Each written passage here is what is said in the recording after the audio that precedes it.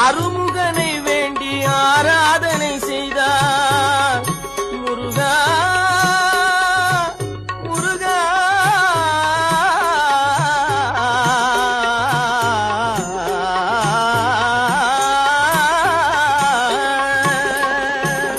அருமுகனை வேண்டி ஆராதனை செய்தால் அருகில் ஓடி வருவான்.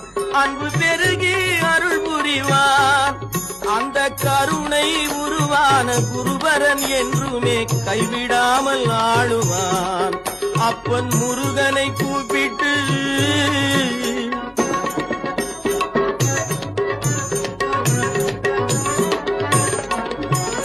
கந்தனை எண்ணிய வந்தனை செய்வோர்க்கு கந்தனை எண்ணிய வந்தனை செய்வோர்க்கு காரியம் கைகூடுமே. பகை மாறி